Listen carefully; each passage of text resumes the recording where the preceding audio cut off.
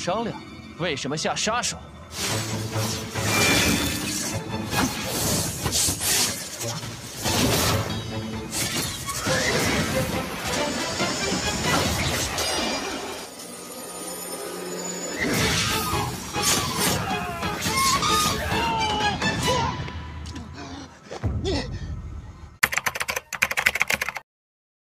Halo guys, welcome back to Voss Movie. Di video kali ini Mimin akan melanjutkan pembahasan alur cerita film Donghua yang berjudul Immortality episode 3. Oke guys, tidak usah lama-lama kita lanjut episode sebelumnya. Fang Qingsui dan bawahannya serta Fang Han tengah bersiap-siap untuk berangkat ke Gunung Yuhua. Setelah semuanya sudah siap mereka pun berangkat.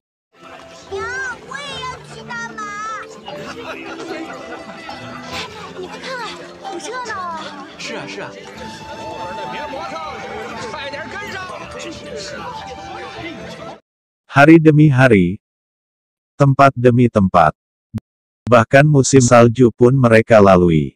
Tak lama setelah itu tibalah mereka di jembatan penghubung antara Gunung Sekte Gunung Yuhua. Manajer Fang Li pun menjelaskan bahwa di depan adalah Gunung Yuhua, asal mula 10 sekte besar Yuhua. Ini adalah keberuntungan dari 8 generasi kalian. Gunung Yuhua adalah pemimpin masa kini, dan bukan merupakan tempat sembarangan yang biasa dikunjungi. Hanya seorang murid luar sudah setara dengan seorang pangeran atau menteri kerajaan. Setelah naik ke gunung semuanya harus lebih baik, jangan mencoreng puncak petir ungu dengan keluarga Fang dan Nona besar.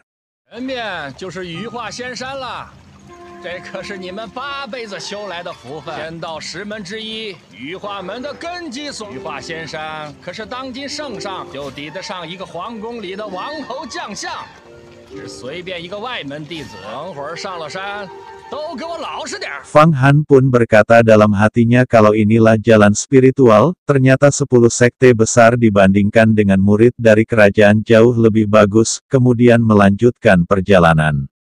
Setelah hampir sampai tiba-tiba rombongan mereka ditahan oleh beberapa murid dari senior Jin Sitai yang mengendarai bangau putih. Melihat hal itu Fang Han pun menenangkan kudanya. Tiba-tiba kuda yang bawa Fang Han mengamuk dan ingin menyerang namun Fang Han berusaha menahannya namun tetap maju. Nasib berkata lain kuda dan Fang Han pun terlempar yang membuat kuda dan Fang Han terjatuh. Namun Fang Han selamat karena sempat menggapai ranting kayu, dan berusaha untuk naik dan berhasil. Fang Han pun bertanya mengapa terlalu kejam, namun salah satu dari mereka mengatakan bahwa kalian hanya orang rendahan bagaimana bisa masuk ke sekte.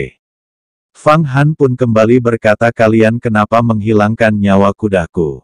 Mendengar hal itu salah satu dari mereka menyerang Fang Han namun Fang Han dapat menghindarinya.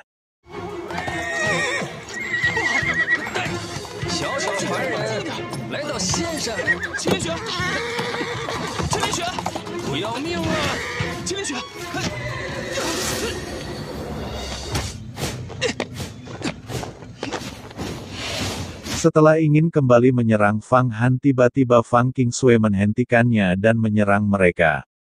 Fang Qingsui pun bertanya apa senior Jin mengajarkan kalian menyambut tamu seperti ini, namun mereka malah menuduh Fang Han yang memulai keributan duluan, dan ini melanggar aturan perguruan. Tiba-tiba muncul wanita yang mengawasi mereka. Mereka pun berkata kalau senior Jin secara khusus meminta mereka untuk menjemput senior Fang dan kami harus mengajarkan peraturan kepada pelayan, karena orang rendahan datang ke perguruan harus sangat diperhatikan.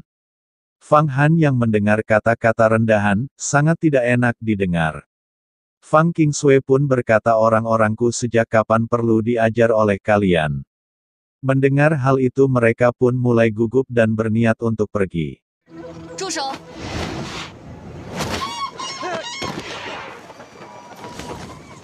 金师兄，就是这样教你们迎客的吗？不过，刚才你带来的家奴特地交代我们，让我们来迎接你的时候。 Namun Fang Qingsui sudah sangat marah karena kuda yang kalian bunuh dan semuanya milik Fang Qingsui jadi kalian harus menggantinya dengan nyawa kalian, kemudian membantai mereka satu persatu. Ketika hampir membantai semuanya, tiba-tiba datang guru mereka menahan serangan Fang Qingshui, alhasil mereka pun melanjutkan pertarungan. Fang Qingshui sengaja melesetkan serangannya dan mengarahkan ke semua murid senior Jin yang membuat semua murid senior Jin terbantai, bahkan senior Jin pun terkena serangan. Fang Qingshui pun berkata, jika tidak puas kau bisa datang di arena Tianxing dan akan menunggumu kapan saja. Senior Jin berpikir kalau arena Tianxing merupakan tempat pertarungan hidup dan mati murid utama dan pergi.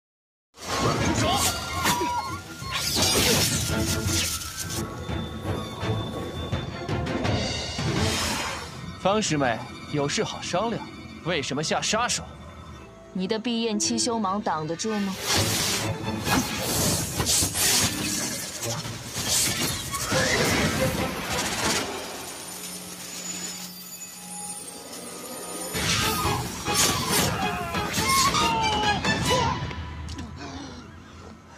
？Fang Qingshui pun mendatangi orang-orangnya dan menyuruh manajer Fang Lai mengurus semua urusan puncak petir ungu. Jika ada orang yang kembali mengacau, sebut saja namanya.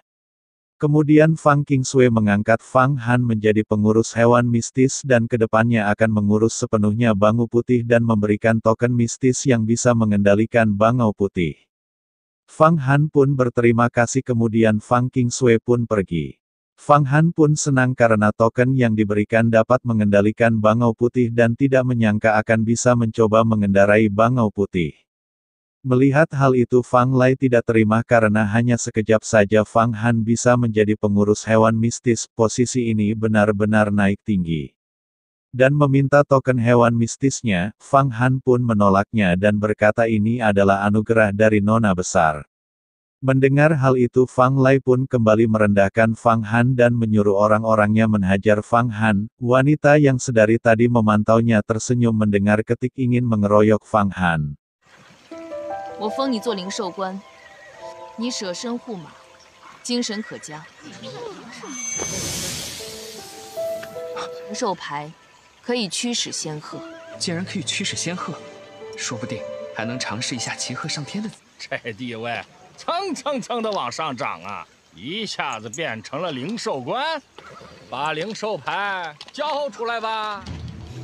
你们答应。笑话，一个养马奴还想使唤我？教训他！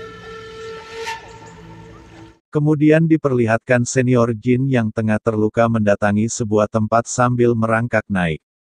Sambil berkata, Fang Qingshui tidak memandang orang dan ingin kembali memberi pelajaran.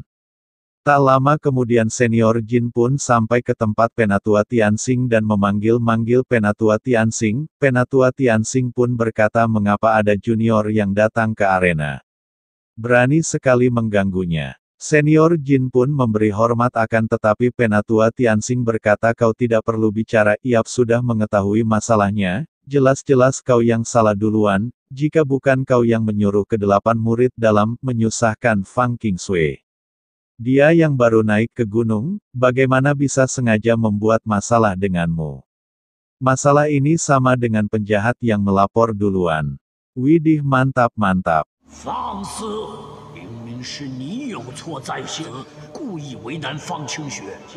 莫非你授意那8个内门弟子？他刚上山，又怎么会故意找你的麻烦？ Penatua Tianxing pun mengusir Jin Sitai dan melemparnya keluar dari tempat Tianxing sampai terjungkir balik sampai ke bawah. Senior Jin pun kesal dan berkata bagus kau Fang Qingshui, bahkan Penatua Tianxing juga membelahmu. Jika aku tidak membunuhmu sia-sia saja menjadi murid utama, dan penghinaan ini akan kau bayar 100 kali lipat. Yang kau singgung bukan cuma dirinya tetapi ada senior Huo Tiandu juga. Dan film pun bersambung. Oke guys, sampai jumpa di video berikutnya.